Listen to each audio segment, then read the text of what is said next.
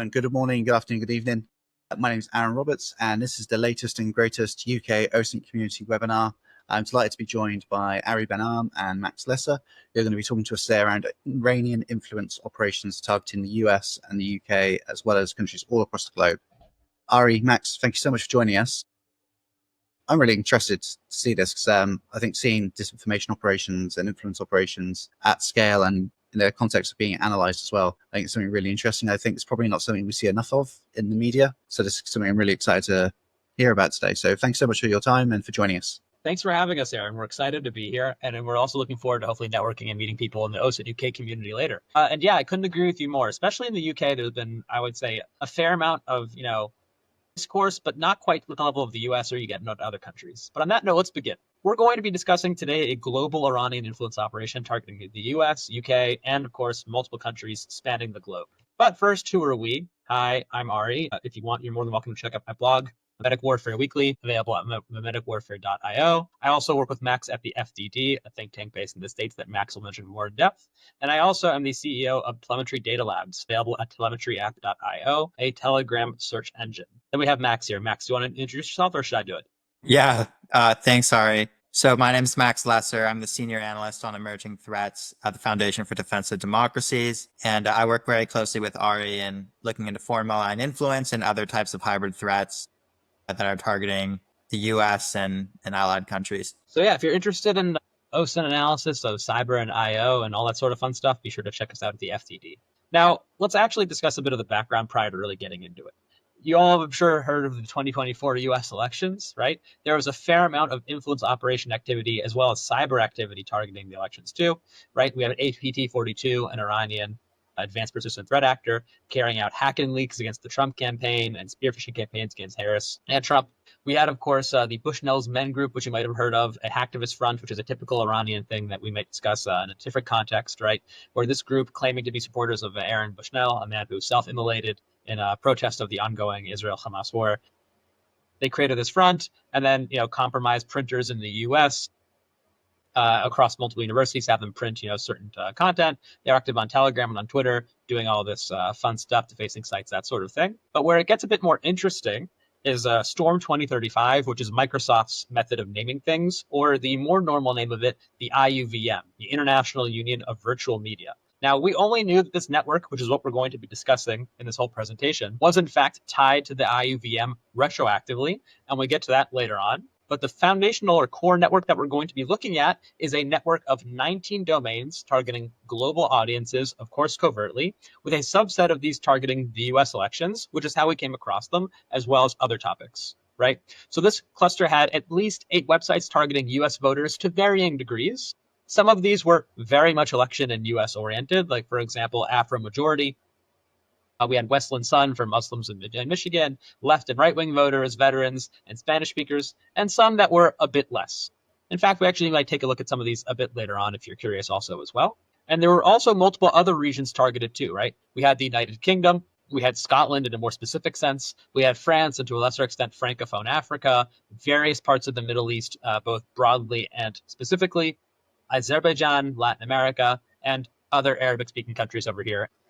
And you can see that over here also, by the way. We have over here Israel boycott voice in Azeri. Israel and Azerbaijan are pretty close allies. It's publicly available knowledge. You can look into it yourself. So this makes sense for Iran to, of course, try to weaken relations between the two. Here we have a map of all the various activity going on. In fact, it was broader than this. Like we said, there was some in Francophone Africa, broader Middle Eastern activity also to a certain extent. So there was more than this as well, but we didn't want to, go too crazy here and give you just a broader view of what they were actually doing. This is also, I'm just going to add, especially interesting because it shows a really interesting multilingual and international capacity for Iran to operate at a higher level and in a scaled fashion too. So one of the first websites we found that was targeting the UK was called HaroldAlba. And they were actually quite aggressively promoting Scottish independence. And they were also publishing articles that were sort of subtly or perhaps not so subtly pro-Iran, right? Like this one framing Cameron's attempts to oppose the IRGC's terrorist designation, right? And then common things we see in a lot of Iranian influence operations, which is sort of a anti-Israel stance.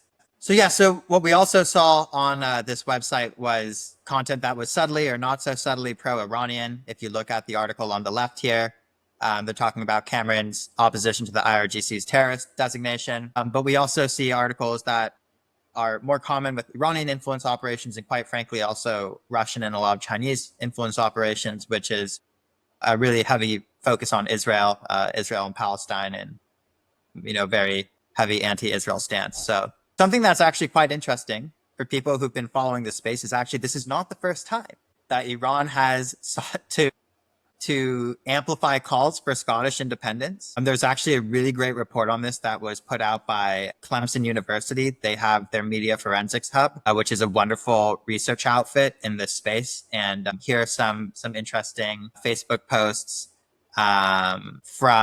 these are Twitter posts from that campaign. So there are a few other also historical cases too. I think the very first exposure of Iranian IO targeting Scotland and pushing Scottish independence was like 2014, as exposed by Meta. So this has been a recurring theme for them. They've had some targeting the UK as a whole, but Scotland and Scottish independence in particular are key. So then we found another website targeting the UK. And actually the way that we discovered this website was through the source code for HaroldAlba. So there was reference to a Twitter account at British Tribune. This account is no longer live, and it got taken down before we could archive it, but it used to have a domain linked on the account. I just would add also there are a few interesting other points over here as well, right? You have the author over here having a bit of an odd name, not the kind of thing you would usually have on a real news site, this sort of odd username over here. And also, of course, utilizing the Americanized keyboard and English encoding over here also. So essentially, we see on this a lot of focus on UK social and economic issues, which you would maybe expect from Iranian influence operations. Oftentimes, they sort of seek to stoke social divisions and inflame societal tension. There was also a focus on Muslims in the UK. And actually, if you look at this slide, you actually will notice a lot of very strange names for the authors on this website. So you see Huge Whimsy, Penelope Puffle. Hugo Whimsy, Penelope Puffle, Violet Chortle, right? And I mean, I know you guys sometimes have some interesting names over there in the UK, but I don't think this is typical to my knowledge. The idea of Huge Whimsy. That might not be the jokes I want to make might not be suitable for this venue, let's say. But leaving that aside, there's also a lot of English errors, of course, right? And just unnatural ways of speaking that you see across this domain and multiple other ones. Right. And so and then again, there's a similar thematic focus. The subtle or not so subtle pro-Iranian stance. If you look at the article that I highlighted here, the popular president is gone. Iran mourns the loss of its beloved president, right? This is perhaps not something you would expect from an independent British news outlet. And again, this is just another narrative cue. We're going to dive into the deep network investigation and the domain investigation. We're going to look at the technical indicators of how we assess that this was an Iranian operation, but already you're seeing, right, some narrative cues here. And then lastly, this is pretty hilarious. After FDD published its we published just sort of a short brief discussing the network. The British Tribune actually responded to us. And I love how they say they're an anonymous band. Clearly they were responsive. And this actually wasn't the only time that these websites responded to reporting. Actually, Even Politics responded to the original Microsoft report. So that's just a fun little tidbit here that they actually seem to be reading our research and actively responding. So yeah. Not only does this multi-religious, multi-ethnic group of Muslims and Christians with any sexual orientation publish all these articles, as we see here, right? They're so concerned about the dangers posed by the British government and the lack of freedom of speech that they had to hide themselves and their identity, apparently. Therefore, explaining the fact that they utilize crypto and virtual identities to avoid the government's control. I mean, some pretty insane stuff, to say the least, for what is a self-claimed independent source run by a group of Brits. Now, wait, before here, we should probably jump to the domains. Do you mind, Max, real quick? We do that? Or Aaron? Yeah, so guys, so what we want to show you before we go to the actual technical investigation component is what some of these look like, right?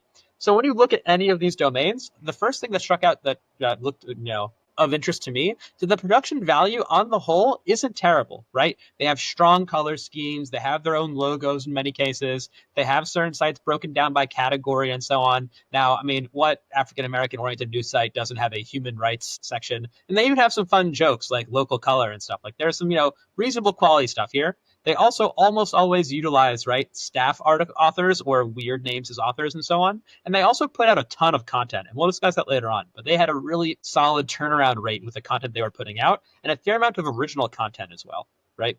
And we see that across the various domains of the network. So here we have France Press 24, the French language domain in the network that was targeting French speakers and to a lesser extent Francophone Africa. And we can see here that, again, they all, of course, proudly use WordPress and have similar themes and so on, right, with their odd English that they happen to be utilizing. In this case, there's no reason for this to be in English, by the way. It would make sense to have it really be in French because the rest of the site is in French. But all of these things essentially remain the same. The editor publishes these articles, a lot of topics about Palestinians, Israel, Yemen, Iran, the things you would expect from that sort of thing. And even in America, we have interesting domains that hit all sides of the spectrum, right? We have the far left with Not Our War. Again, their own specific unique logo here that we can see getting really in depth in a lot of different topics, whether it's like alleged American imperialism in Africa, right? American soldiers killed in Afghanistan, exposing the dark secrets of Israeli-American collaboration and so on. Weird English over here also as well in many ways, published, of course, in certain factions. And in many ways, by the way, broken social media links also. Max, anything you want to add to that? Do you see the content? Does it feel like it's written by humans, or do you think they're using generative AI for some of the content? Absolutely generative AI, and we will get to that, and we have proof of that being the case soon. So just hang on for it, but absolutely is the case. That's what explains how they can put out, a fair amount of reasonably high quality articles on the whole here. Here we have, by the way, the British Tribune, which I think is just a fascinating name for a given thing here. They have some really great articles from Percival Quirk, how divorce is making Brits poor, apparently. Drug shortages, the energy crisis, and then they sneak in here on the whole other topics. This comparatively was one of the less overt, let's say, outlets on the whole. There have been some that were much more, out there, let's say. Max, you want to add anything? That's super interesting. I would have just said that Not Our War was also targeting veterans as well. There's a pretty clear targeting of veterans, and that was interesting in terms of I can go. We're going to get into that in a little bit, but yeah, we can definitely add that too. Sorry, I'll go back there if you want. I'll slow for a minute. The HaroldAlba is important because, that's the other Scottish one. I mean, we did go through a lot of the content on the slides, but... Oh, we did, yeah. And I honestly, and this is like even, we just need to go into the thing. Like, I was just impressed. Like, the aesthetic choices, the logos, that sort of thing. Like, it was pretty solid. Here we have the HaroldAlba. They have a Holyrood section. Apparently that's some sort of Scottish reference I'm not really super aware of. But again, overall, fairly, relevant, fairly high quality content.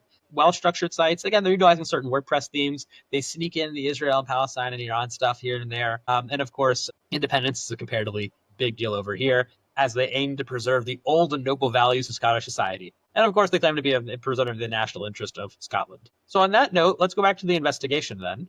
So the initial lead for the investigation was actually a report put out by Microsoft in August 2024. So this was in the lead up, obviously, to the 2024 US elections. And they were talking about different Iranian activity. And Microsoft they identified three different Iranian influence operation domains targeting the US elections. There was NeoThinker, Savannah Time, and Even Politics. And just to give credit where credit's due, Mandiant also reported on Even Politics back in 2022. So these three websites served as the initial lead for our investigation. OpenAI also later expanded on this, adding tierator.com to the list also with this too. But I just want to bring up a really important point here as someone who's been doing this for a while. Whether it's technical cyber or IO reporting, right? Whether it's CTI reporting, some APT or that sort of thing, you can replicate this stuff at home to a large degree. If it's a cyber or CTI report, you can take IOCs, right? Indicators of compromise or threat indicators, and check them yourself and investigate. You're supposed to do that if you're, of course, running your own team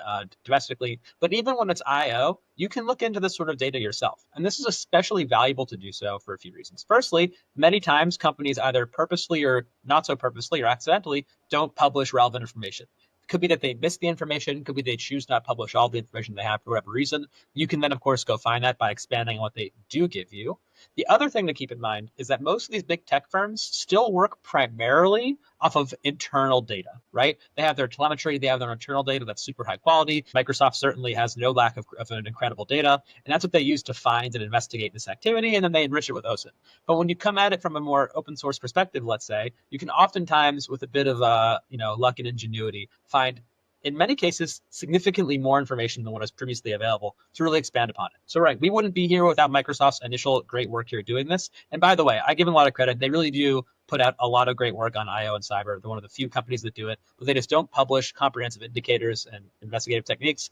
And that's what the community is there for, to expand on. Are there any particular resources you'd recommend for that kind of research? I'm thinking in my head, something like URL scan might be useful.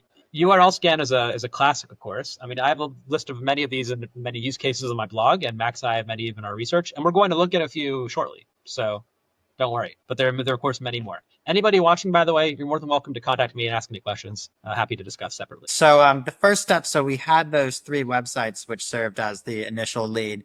And the first step was just to do passive DNS queries and look at the different historical web hosting servers associated with each domain. And what we see here is actually there are 3 different web hosting servers that have historically served various domains. And we're just going to start with the first one right at the top there, which is 14670.118.226. So we use a tool called Silent Push, which provides a lot of really great enrichment data and a lot of really sophisticated techniques for domain investigations and other types of cyber threat intelligence and OSINT investigations. And just really want to quickly point out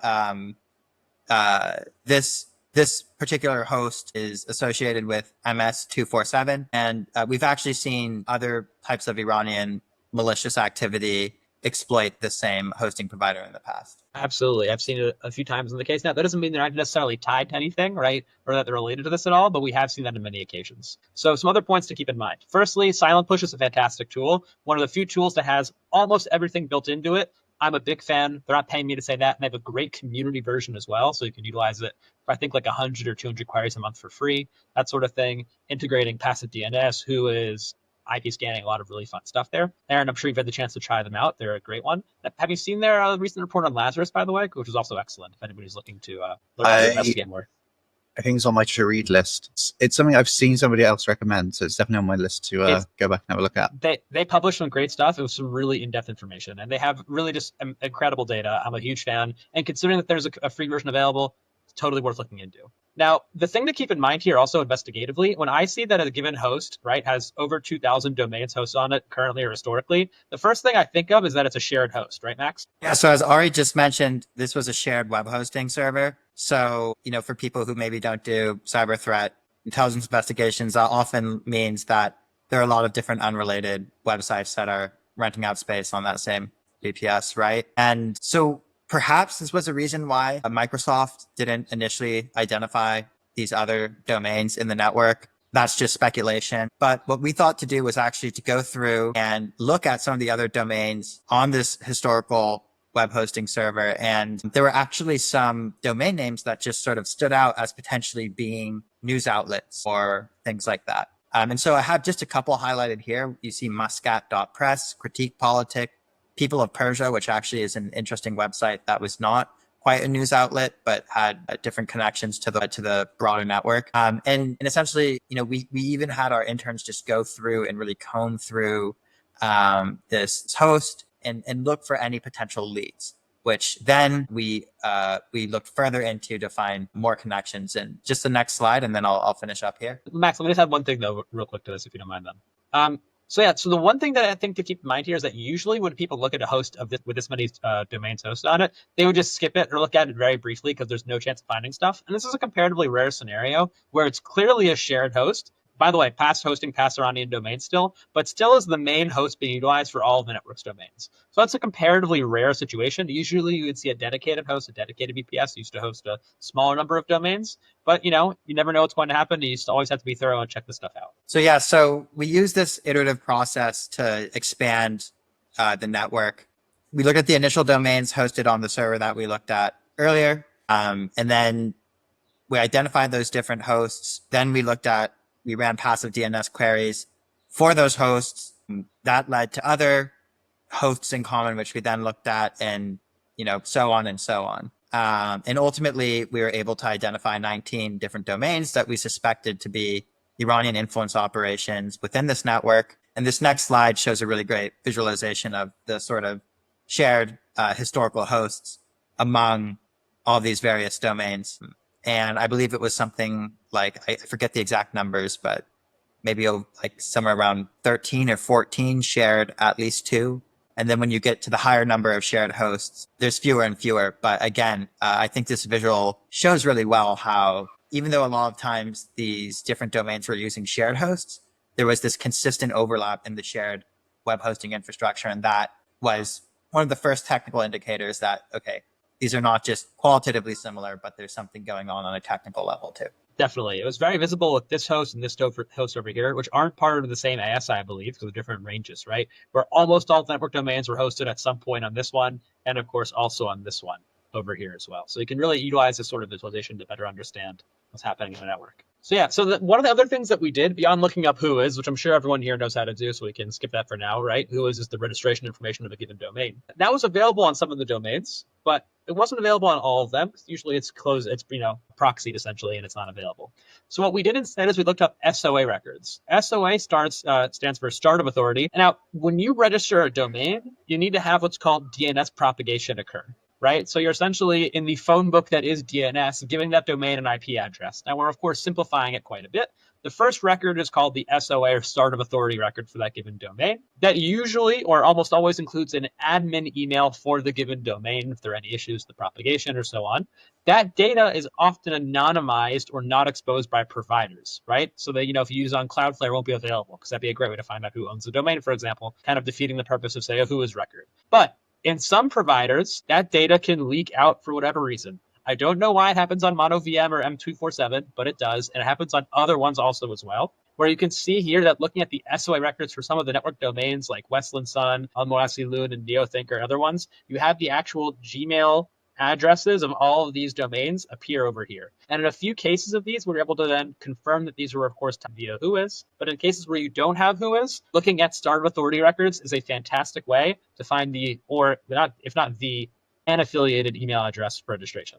Yeah, so we also saw that, of course, we were able to corroborate many of these in whois, meaning that the above findings were accurate. Whether it was Amal Yassin for Asarira or Travis Boswell 1995 over here. This was a great thing that we had to essentially bypass the proxies being used for whois.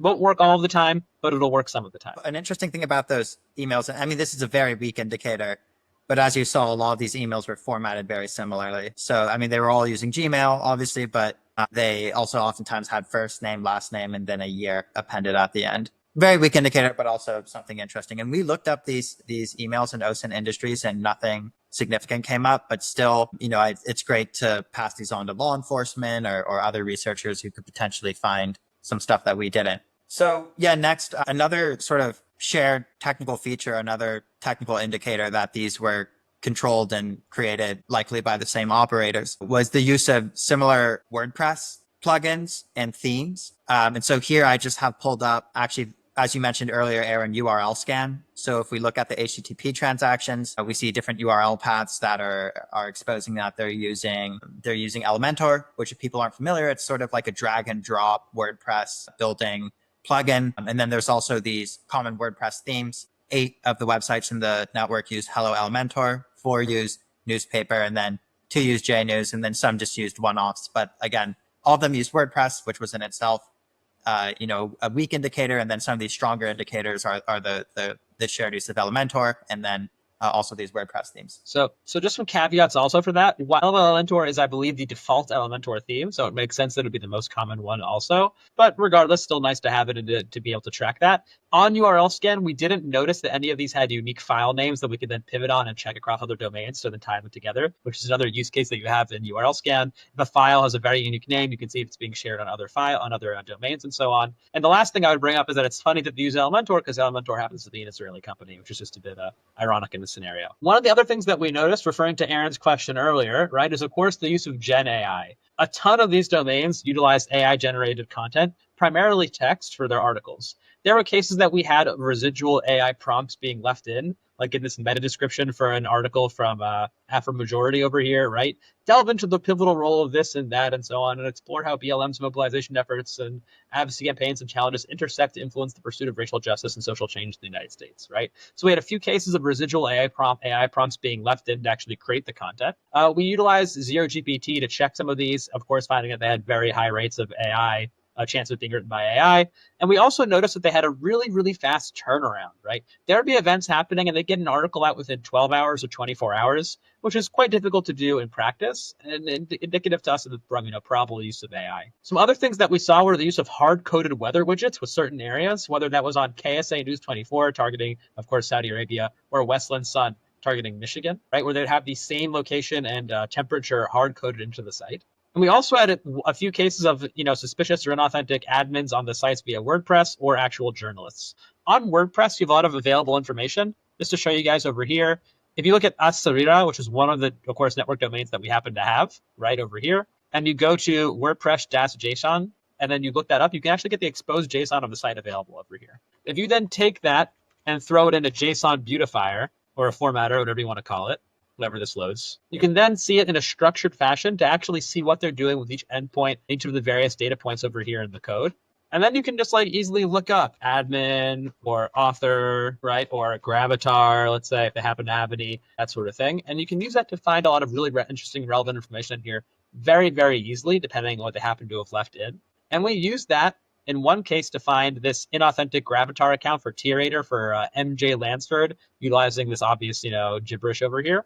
And then in another case, we saw that Asarira had an inauthentic journalist named Jarek Azar, based where else but in Jakarta, contributor listed over here on Twitter. This is one of the rare cases we had of amplification. There was comparatively very little amplification of the network on social media. And just doing a very quick reverse image search in this guy shows that it was an image taken from some other, coronavirus-related issue over here, based in Canada, in this case, entirely unrelated to this actual individual. So let's just sort of take a step back and think about how we attributed this. So the first sort of set of indicators show that these are actually related websites, right? Which we didn't find them all on a dedicated web hosting server with, shared SSL certs and things like that, which might have been a stronger indicator that they were all related. So we had to sort of look holistically and take together these weaker indicators. But I think when you put them all together, you get a pretty clear picture that these are very likely controlled and created by the same entity. So first, we have, as we discussed earlier, all domains share to a certain degree historical web hosting infrastructure. Now, if that's just 2 shared historical hosts or 5, all of them share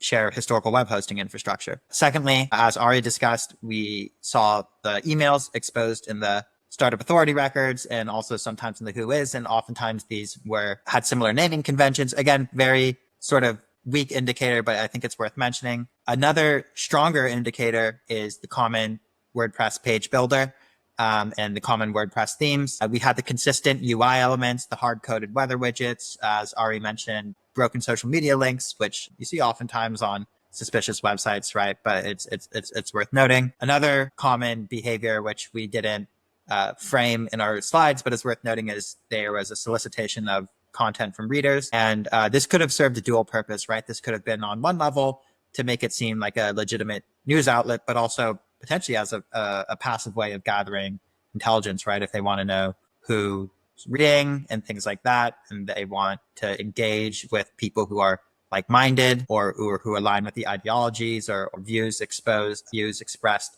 in these different news outlets, that's a great way.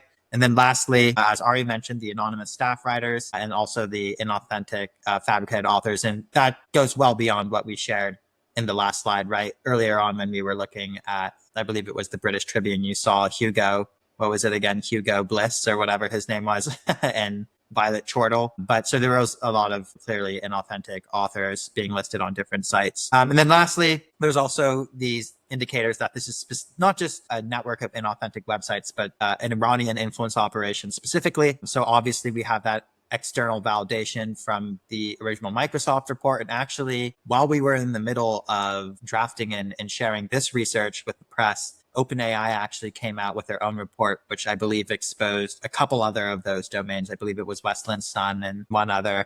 But then also you have the thematic narrative indicators. Again, I think the most explicit one was on Not Our War. They talk about Iran's geopolitical supremacy, right? So you see these sort of narrative and thematic cues that, the sort of subtle or not so subtle pro-Iranian stance, and also oftentimes supportive of Iranian proxies like the Houthis and even Hezbollah. And then lastly, you see these sort of niche topics that are shared in historical Iranian influence operations, right? So Scottish independence, that one is a bit more niche. Anti-Israel stuff is actually quite a prevalent theme across not only Iranian, but also a lot of Russian and Chinese influence operations as well. So I think part of the reason they do that is just sort of to stir up anti-Western and anti-American sentiment across the board.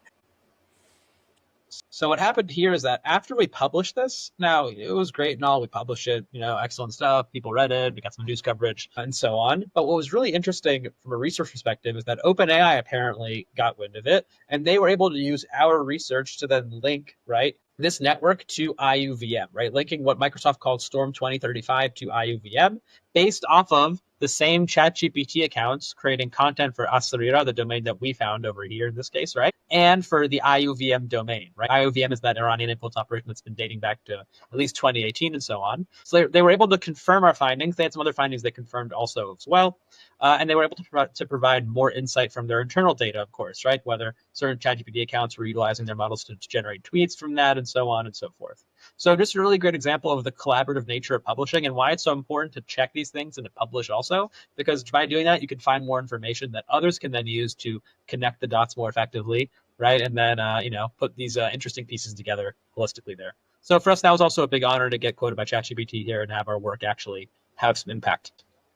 That's awesome. That was really, really insightful. Thanks so much. I think it's really fascinating just seeing like that thought process you went through from like, oh, here's a report, let's pivot. And I think you've touched on it a lot, like cyber threat intelligence. I think that's such a useful use case, particularly when it comes to like hunting like adversary infrastructure. So you get a report about an attack that's happened, and then you sort of take bits of that information and go to something like Shodan, try and figure out what you might be able to map out, and then sort of go from there. I think seeing that in almost like a completely different context here of mapping a network of, what's meant to be like journalistic websites for the purposes of influence operations is really, really fascinating. Thanks. Yeah. I mean, usually with CTI, right, it's like, oh, if no IOCs, ignore. If there are IOCs, then take those IOCs and write some Yara rules. And then that's kind of it, right, for the most part, which is fine. Don't get me wrong. But there's a lot more that you can do if you want and you have the interest in proactively investigating. And the same can be done for IO or any sort of published content. But people, for some reason, I just find they usually don't. And I can give you countless examples where I've taken dozens of examples where I've taken reports from other, companies or organizations and then enriched them easily to do so. And it's also, for any OSINT trainers in the audience, a fantastic way to find relevant material to train on and to get people, to learn to do these things more effectively also. If you want, by the way, we can give you a link to a full investigation on the FDD site and also on my blog for some more context on this if anybody wants to get into that. Oh, 100%. I think the audience would really appreciate that. And being able to sort of take what you've just talked about here and then see like that whole thing in almost in flow would be amazing. So I know you touched on a couple of other tools that you used throughout that investigation. Is there anything else that you would say you sort of rely on almost like on a daily basis? Always fascinating, like thought process with tools and which ones you find bring the most value. Max, do you want to start? Yeah, I can jump in. So different tools we used in this investigation. So we used Silent Push. It, provides really quality passive DNS and a lot of other more sophisticated queries you can form with that. Built With is a tool that we use. It's actually a digital marketing tool, but it will show the technology stack for a website. So we use that sometimes, if we don't want to dive into the source code or the HTTP transactions. It's just a great way to get a first sight of what different technologies are being used. URL scan is obviously an extremely powerful tool, and we use that as well for looking at the HTTP transactions, but also finding shared files based off of unique file names and also looking at the hashes and things like that. And yeah, I mean, I also obviously just as every OSINTer knows, Google is incredibly powerful and like a lot of times just looking for unique idiosyncratic strings of text, or, reverse image searches, things like that can really get you a lot of mileage. So those are the specific tools that we used in this investigation. Ari, let me know if I'm forgetting anything. Yeah, I have a few I'd add on to that. Yeah. First, for domain stuff, the holy trinity for me is, Census, Silent Push, and URL scan. It's in terms of how stuff works. We didn't do much with Census here because there was that one shared host and there wasn't really much to work with in terms of looking at individual hosts and VPSs or certs beyond that. URL scan also didn't really have that much to do in this one, but is usually super critical. Backlog, more coming on that later on. Email lookups, obviously OSINT Industries is a classic and probably the best one out there currently. By the way, alongside Silent Push, I'd also recommend Validin, which is a great platform too. As well. There are many others also that spring to mind. ChatGPT is quite useful for data analysis and visualization. We're in a fascinating world in that regard in terms of what you can kind of get going. And there's other tools that escape me that I'm trying to think of. Ahref backlinks, Ahref backlinks, or we pronounce them. I use that quite a bit also when I'm looking into these things. Public www for looking up stuff in source code. TreeApp.io for Telegram mentions. I had to shove, obviously, I have my own vested interest in that one as well, but it's quite useful. So yeah, but there's a fair amount of tools, and you do need to know them. I mean, we often try to say no, the tools don't matter. It's all your thought process and so on. That's not entirely true. It's mostly true, but it's not That's entirely sure. true, right? And you do need to know what you're looking at and what each one has. And that's one other point I'd bring up here, especially in this realm. It's not just knowing what the tool does, but what data it has also as well. Which passive DNS providers, if you really need to go into passive DNS, are better. Which WHOIS providers have the best historical data, or that sort of thing, or coverage of this stuff, or that sort of thing as well. So it varies. But yeah, For sure. there are a lot of tools out there. Of course, it's always interesting to see those different points of view as well. I think like we can all go down that rabbit hole. Like, oh yeah, I use this one because I like it. You might turn around and say, well, actually, I feel like this other alternative has like slightly different or slightly better for most of the use cases that I have in terms of the results I get. I find like sometimes, particularly with OSINT tools as well, like some people swear by one tool, and I've seen like other people like I've never got a single positive result from that, which is always weird, right? And you'd think like operating in similar circles, similar-ish investigations, you'd expect to see similar-ish results. I guess one thing we didn't really talk about at the start was what FTD does and why you put out a report on influence operations. So I guess I'd ask you both around what you do. Yeah, I'm happy to chat about that. So FTD, we're a nonpartisan, nonprofit research group, a think tank based in DC. And I guess the mission of FTD is really to support not just America and American interests, but also to really support America's democratic allies. So a lot of times we focus on Ukraine, Taiwan, and Israel. And within FDD, there is the Center on Cyber and Technology Innovation, and a lot of like a really great cyber policy shop, like really one of the best in DC. And a few years ago, they decided that actually they wanted to start a program looking into foreign malign influence. So they brought me on board to sort of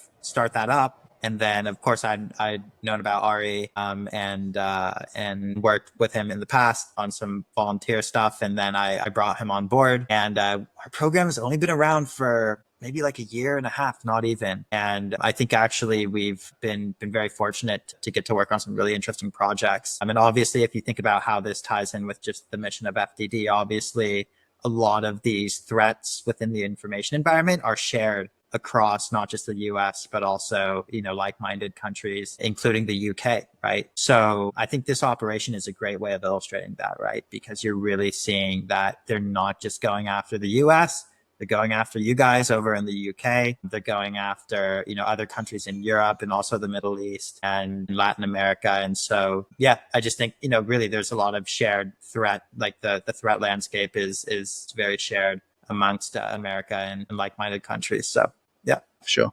That's really interesting. So I'm going to ask, when's the next big report due? It's great. It's a great question.